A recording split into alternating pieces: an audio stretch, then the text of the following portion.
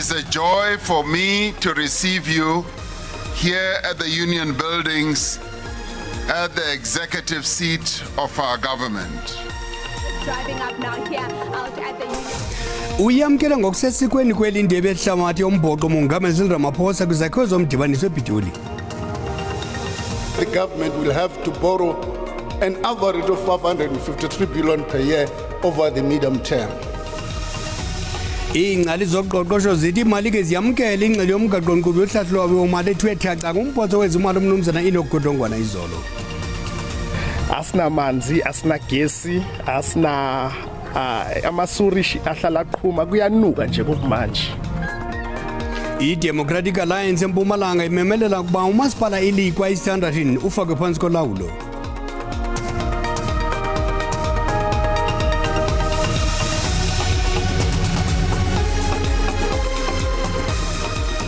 Molweni kapha ekhaya samkele nani babukeli bethu kwijelo iTTT singaphosisanga amaseko masikawuleswa rhuqa.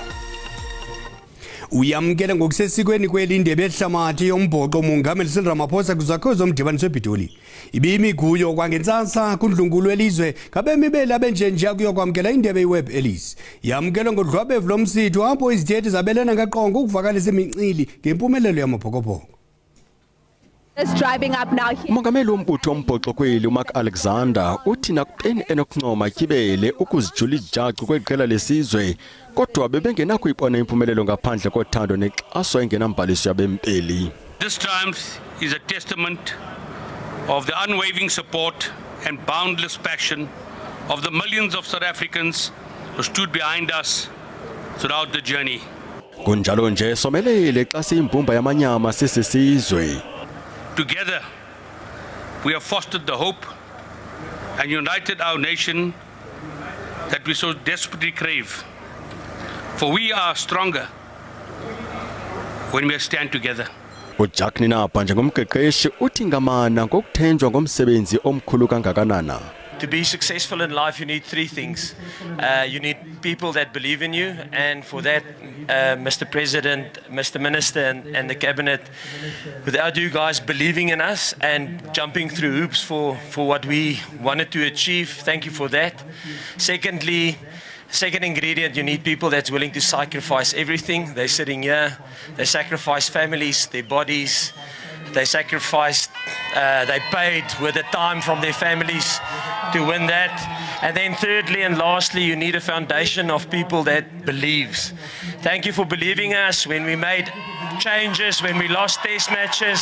Umongameli welizwe samkela amabhokobhoko nendebe kwizakhiwo zomdibaniso uthe akakwazi kuzipamba imincili ukwamkela amagorha ngoyiki ngokoyikiswa. This is a moment of great celebration, and it is a joy for me to receive you here at the Union Buildings at the executive seat of our government. Amapokopoko Diboke, you are the reigning, victorious, undefeated champions of the world in rugby. Emva kokuthi ngcuku izakhiwo zomdibaniso lendebe yenjenje yakubheke Soweto iyokukhina kumabala iFNB kanti ke ngomso ilindeleke eKapa eThekwini ngomgqibelo phambi kokuvalelisa ngeMonti eMpuma Koloni ngecawe mhla wesihlanu. Obebhala kwindaba zeSABC ndingundimphiwe Gift Nongqotho. Ingcali zoqoqosho zithi imali ke ziyamkela ingxelo yomgaqo nkqubo yohlahlulo wemali ethu ethaca injolo lesizwe umphathiswa wezimali umnumzana Inogodongwana. Uhlahlulo phakathi enyakeni lubonise uqikelelo lokukhula koqoqosho njengolwehle kumyinge we-0.9% ukuya ku-0.8% ku-2023. Kwinhlaninge yengxubakaxaka ezijamelene neli lisaqhubeka nokuntyumpantyumpeka kumaxabiso axhomileyo ukunyuswa kwamaqondo enzala kwimali imboleko nokunyuka kwamaxabiso amafutha ezithuthi. Oku kubonakaliswe luqikelelo olubuthathaka olugqithiswe emagunyeni wezezimali kweli. Umphathiswa wezezimali uEnoch Godongwana uthi ngenxa yoqhokreko kuqokelelo lwengeniso noxinizelelo olumandla kwinkcitho mali urhulumente urhulumente akanandlela yimbi ngaphandle kokuboleka i-553 billion rand ngonyaka. These rising annual budget deficits have reached an extent where the government will have to borrow an average of 553 billion per year over the medium term. Ugodongwana uthi intsilelo kuhlahlo lwabiwo-mali iqikelelwa kumyinge ka-4.9% ngo-2023-2024. Oku kubangelwa yingeniso erhuqa eludakeni, amaxabiso aphakamileyo kwimivuzo namaxabiso eenkqubo zamatyala aqikelelwa phezulu. Iingcali zezoqoqosho zithi uhlahlo lwabiwo-mali lwamkelwe yimbumba yemarike ngaphandle kwamanani axhomisa amaxhala abhengeziweyo. Ukanti iqondo lerandi lithe xhaxhe ukomelela xa lithelekiswa nedola emva kwentetho enikezelwe ngumphathiswa. I think given the rand's reaction, as we've seen that it was almost 0.5% weaker before the speech, and we see now it has regained most of the ground. It says that most market participants saw the speech as being acceptable. Kunjalo abanye bathi MTBPS ibeka eli esichengeni sokweyela ekungakwazini ukumelana namatyala. The credit rating agencies are likely to see the budget as credit negative because of the increase in the planned borrowings. Ugodongwana uthi amanqanaba wamatyala weli abangelwa ziinkonzo zendleko ezibeka uxinizelelo kwinkcitho yasekuhlaleni engundoqo. Kwangaxesha linye iingcali zezoqoqosho zithi nangona imarike zibona ngasonye ne-MTBPS, abemi baseMzantsi Afrika bamele ukuxhalaba. Kusenjalo umfelandawonye wabasebenzi ikhosari uvakalise ngonelisekile ingxelo yohlahlo lwabiwo-mali lwaphakathi enyakeni. Ikhosari ithi le ngxelo khange ize nazisombululo zivakalayo kwiingxaki zokudodobala koqoqosho lweli nezizingxaki ezichaphazela ngakumbi abantu abangathathi ntweni. Umphathiswa wezimali umnumzana Godongwana uvumile ukuba ukunyuka kwendleko zokuhlawula amatyala kucutha imali eseleyo nokuchithwa kuphuhliso loluntu. Urhulumente uceba ukuboleka imali ephakathi kwe-553 billion randi. Umphathiswa wezimali umnumzana Godongwana uthi uqoqosho alukhulanga ngokwaneleyo ukuxhasa ukunyuka kwenkcitho nendleko zokuhlawula amatyala, kwaye uthi luhlumo loqoqosho kuphele sona sisombululo kwintswela-ngqesho, intlupheko nongalingano okuqhuba kweli. Nangona kunjalo kubekelwe bucala imali engange-34 billion rand ukuze kolulwe ngonyaka isibonelelo esinikwa abantu abangaphangeliyo, kwaye nephulo lobongameli lokudala imisebenzi liza kolulwa ngonyaka. 34 billion is allocated to extend the COVID-19 social relief of distress grant by another year. Over the medium term, a provisional allocation is retained while a comprehensive review of the entire social grant is finalized. Ukanti Khosatu ithi ibilindele ukuba urhulumente athathe amanyathelo acacileyo okuqubisana nentswela-ngqesho, ukungalingani, ucimicimi wombane nongasebenzi kakuhle koomasipala okudala ukuba bemibeli bangafumani inkonzo ezisemgangathweni.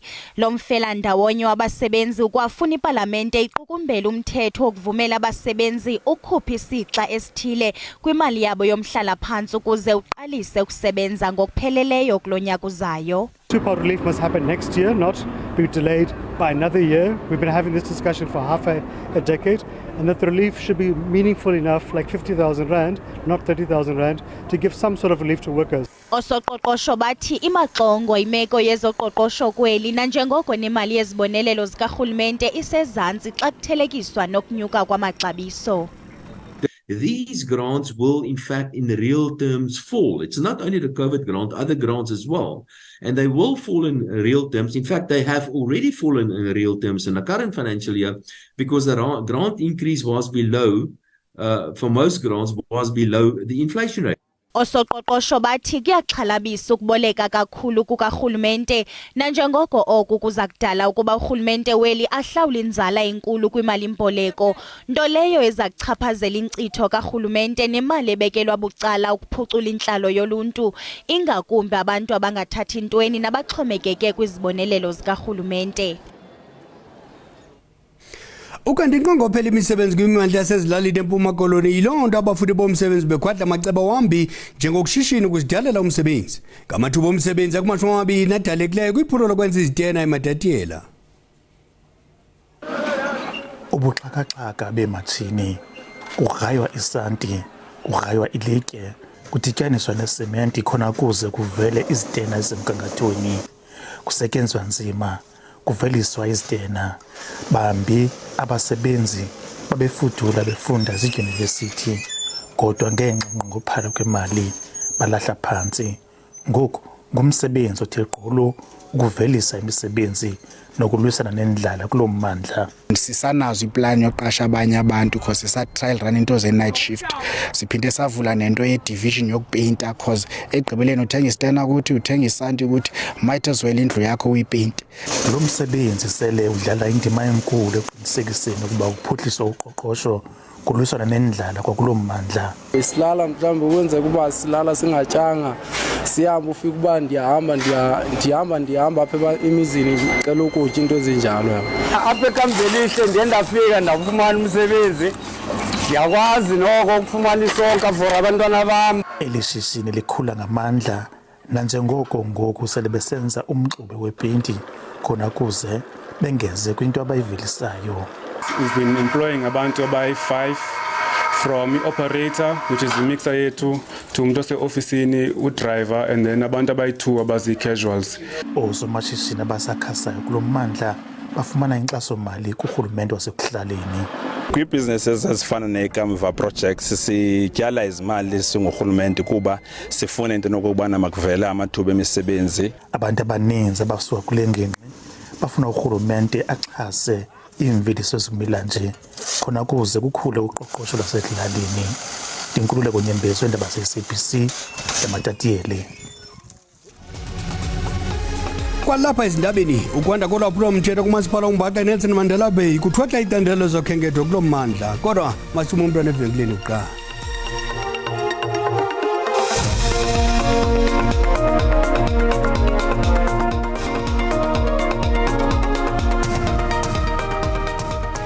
Sinamkelo kwakhona sipotisa kwabasanda kungena siniphathele izindaba sisiza ngqo kwikomkhulu le-SABC eAukland Park kwaNdonga ziyaduma eRhawutini.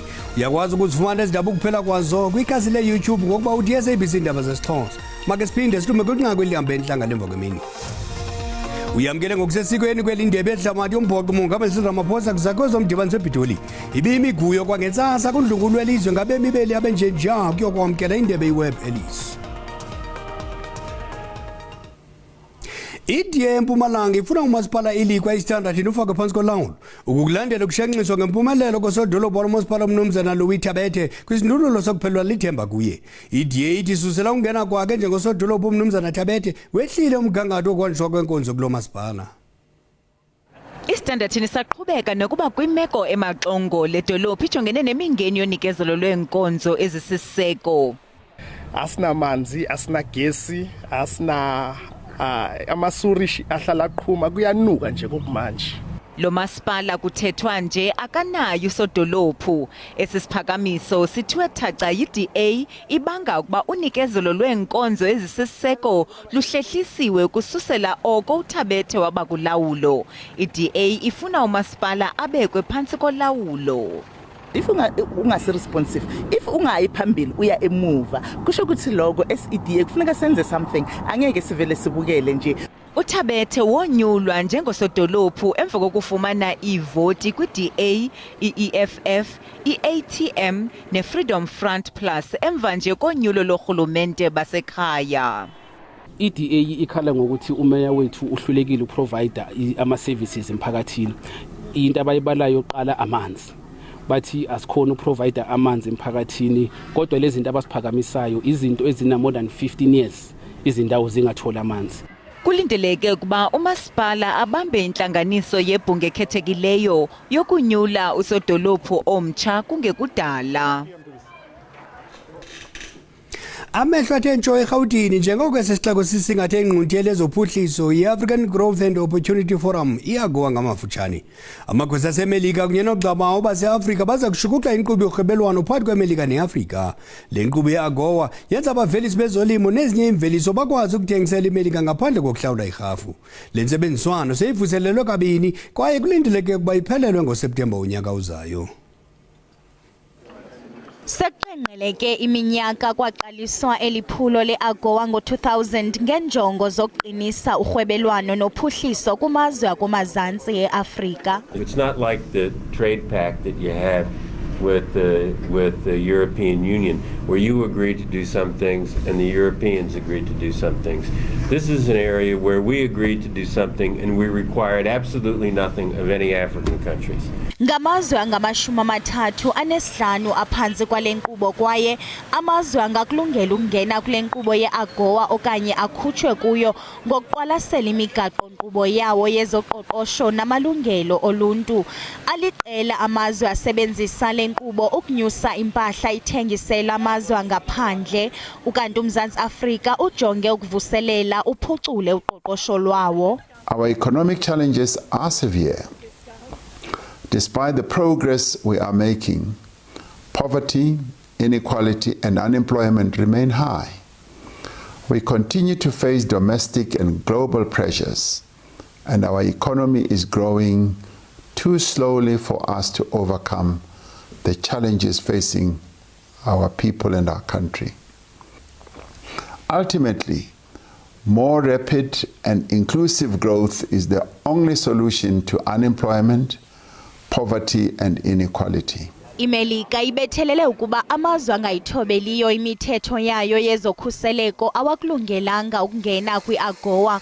Umongameli waseMelika uMnumzana Joe Biden uphawule ukuba uzakhupha amazwe aquka iGabon, iNiger, iUganda neCentral African Republic le nkqubo yeAGOA. Defending human rights in countries to pass anti-gay laws that passed anti-gay laws like Uganda, going after Uganda, making clear that they cannot have the same benefits as other countries. Ukanti amanye amazwe azakhutshwa kwiAGOA ngamazwe aphanzileyo ukukhusela inkqubo yedemokhrasi. Ukanti le ngqungquthela yeAGOA iqalise namhlanje kwaye iza kuqukunjelwa ngoMgqibelo eGauteng. Ngoku masithi tsicada kapha kwemidayeli. Ukufana ikumkani yamangesi icacise ngokungqurhuleka kwayo ngokuncikiva kwabantu baseKenya ngaphansi kolawulo lobukoloni akwanelanga. Him saying they only regret and not offering an official apology goes a long way to show that they hardly acknowledge the kind of past the British monarch and colonialism has caused this country. Ingilane nqwalile ukuhlawula i-24 million yeponti eyimbuyekezo kumaxhoba aphathwa gadalala ayi-5,200 kwisiganeko sango-2013. Kwaqu kumbhodamo wamaSirayeli namaPalestina. Injikitya yokufa litshilo ingqine elizibonele ngawenyama amaSirayeli ehlasela inkampu yaseJabaliya kumantla eGaza. AmaPalestina nabenkonzo zikaxakeka baphica kubugoxo abasindileyo. Kusweleke 50 nenkomanda yasekuhlaleni yeHamas. Qakatha qelele kumsinandozelo wemfazwe phakathi kweRussia neUkraine. Umphathiswa wezokhuselo weRussia uvakalise ukuba baza kuthatha 20 entsuku zokuba ezokhuselo zitshabalalise iinqwelontaka zomkhosi zohlobo lwe-F-16 eziza kuthunyelwa yiMelika eUkraine ngokusebenzisana neNetherlands neDenmark. Xa siqwela ingqokoqo kwityhubha yamakomanisi kubhiyozelwa usuku lokufa ngokuxhonxa iziporho ngokungazi saphila. imvumi, abaqhensi namagcisa azalise izitalato zaseHavana bebonakalisa ngesithethe esinenqayi saminyaka le qonqololo. Ngoku masitaphule izimvo zababukeli kwikhasi lethu leWhatsApp benqanele leProteas impumelelo. Kwiqela lasekhaya ezobe liqhubisana ne-India kwi-apile laseJava icricket ngekwala mangesi lithi linqwenelele uba bayitywatywushe i-India de bayokufikelela kwiifinal zale Cricket World Cup. Abafana beProteas masibancome into ezawusinceda ke ngosingabemi base-South Africa kuzawufuneka into yoba nabo sikholelwe into yoba bazawubuya nabo njengamabhokobhoko siye sakholelwa into yoba azawubuya nawo nyhani inkolelo zethu zasebenza kubo makwethini kubo.